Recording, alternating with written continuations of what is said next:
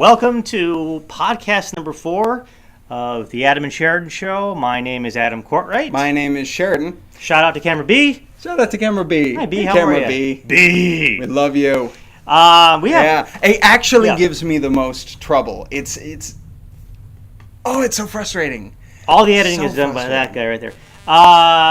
So let's talk about something that we were going to talk about on the radio show this past week, but we decided to save it especially for the podcast. And this is exclusive content that you can pretty much read anywhere.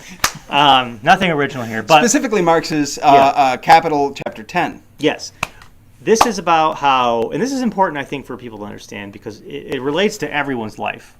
Everyone who is a worker, who goes to work to earn a wage can relate to what I'm about to say. And that is the labor theory of value, the origination of profit. Where does it come from? Well, Marx had the idea that actually all profit is derived from labor, which means that, let's say you go to work and you work 8 hours a day, right? What are you actually exchanging for your wage? Okay, are you exchanging your labor? Are you exchanging the product of your labor? No, because you don't own the product of your labor. Sheridan's going to talk about alienation quickly. And you're not selling your labor. What you're actually selling is your labor power, your ability to work. And what Marx said was that what you do is you work a certain portion of the day to reproduce the value of your labor power. Okay, and what he means by that is you have to eat a certain amount of food, you have to have a certain amount of clothing, you have to have a certain amount of recreation in order to be mentally sound, although not as much as we would hope. You also have to have enough money and enough value to pass on to your children so that another generation of capitalists or of workers can come in and sell their labor power. Mm-hmm. So after that part of the working day is done, there's another part of the day that is not compensated by the capitalist. In other words, it's surplus. Mm-hmm. None of that extra labor is paid for in wages, just the amount of labor that was required to reproduce the value of the labor power. So to break it down and to make it modern terms, mm-hmm. basically you are paid a certain wage, say $8 an hour for 8 hours a day, because they get $14 of value an hour out of you. Mm-hmm. So that value, you get your 8 hours and it goes to rent, it goes to food, it goes to entertainment. They're $14, 8 of it's to you, and 6 of it goes to them, which becomes profit, which is then used by the capitalist and then increased and enhanced by the capitalist, which is the modern theory that this value that was created, taken, and used is actually created by the company you work for, right? Which we believe is untrue, right? So we believe that all value is actually created by. You're getting really comfortable. Is that all right? You're okay with that, right? I'm okay with that as long as you don't cross the line. There's the line right there, and then there will be no. So whether or not you believe that, we'll leave that up to you. You can do your own research, but basically, it is the only labor power is the only commodity that does not sell at its value. Mm-hmm. If you buy a shirt, for example, a shirt is sold at its value. It's sold for what you get out of that shirt.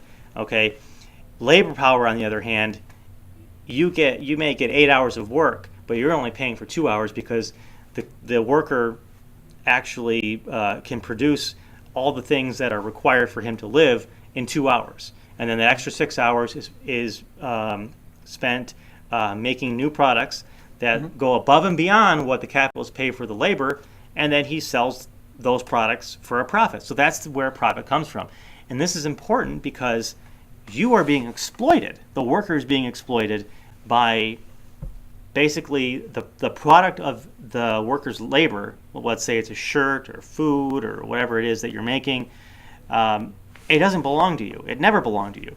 It goes to the capitalist, the worker, the owner of the means of production, and then he or she goes and sells that at a profit. The profit goes back to the capitalist. He reinvests into the company, creating value out of value, right? Which is our modern system of money. And what the problem is basically is society is creating a certain amount of value that should be distributed equally among the society, because not everyone can create all the food needed by everybody, not everyone can create all the shelter needed by everybody, but it's being taken and it's being used to create wealth in the top echelons of society. So again, on the show we talked about this a lot. You need to shift from, now capitalism, and people have agreed with this, capitalism is extremely productive. It's something that creates a lot of value in a very short amount of time. This is a bad thing though, because the value all goes up and it doesn't go down to the vast majority of the people who are there. So to create enough resource to feed and clothe and basically comfort the whole of society, it doesn't create that much value. But to go beyond that and to expropriate that and to convolute that does create a lot of value and create a lot of wealth. So the problem then becomes one feels one is living for somebody else, which is alienation. The product of your value goes away and you are left feeling as if you are not valued, as if your life is pointless. Alienation is a huge thing. It's originally a Hegelian theory that was taken over by Marx to come into this value, and that just creates a terrible environment in which to work. Workers just feel abused and exploited. They feel not as if they are people, but as if they are commodities to be used, which is why people in Portland had been protesting recently this week for paid sick time, and why the city council created an ordinance giving 200,000 workers paid sick leave, because we don't have any guaranteed paid time off in this country.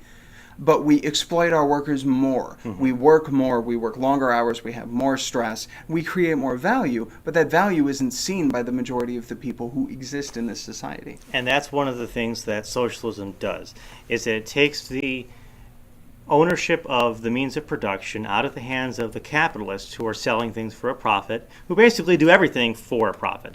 It's saying we reject that idea. We want the people who are actually producing the commodities, who are producing the wealth of society, to own the means of production to produce them, and then make the decisions about how those products should be distributed to whom, and to produce things so that society can be provided for, rather than for a few people to be enriched. That's basically the gist of socialism, and one of the impediments to getting that is to unify. It's basically we need to unify the working class, because unless the working class is completely unified on an international basis, our power goes down. We don't have the bargaining power that we would ordinarily have. We would just be an isolated group. We could easily be all of, let's say 1,000 people went on strike somewhere.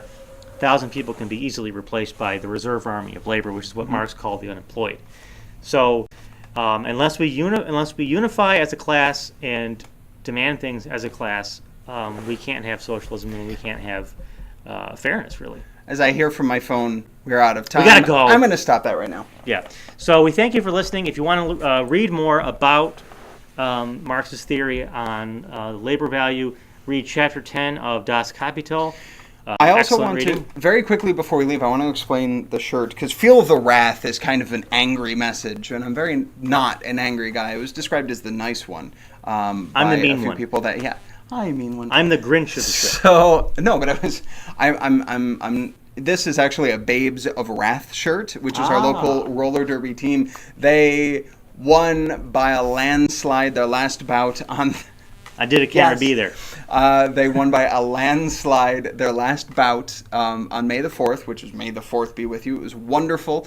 A local team headed by a good friend of ours. So I've been showing the love, wearing their shirts. Go buy a ticket, see their next show. Absolutely. Like them on Facebook, Babes of Wrath. It's like wonderful. us on Facebook, too, the Adam and Sheridan Show. Spread the word. Listen to our... AdamandSheridanShow at gmail.com. Leave a comment in the space down below. We will read you on our podcast or on the air. We have a radio show on WRFA LP 107.9. Listen to that. But in the meantime... Stay active. And we're cut! All right, good job. Really like it. All right, so we have that going. Are we recording? Yeah, we're recording. Except we need to move it. I like to Move it. I knew it. I hate you. Oh, as hate soon as myself. I said it, I'm like Madagascar is going to come into it. Okay.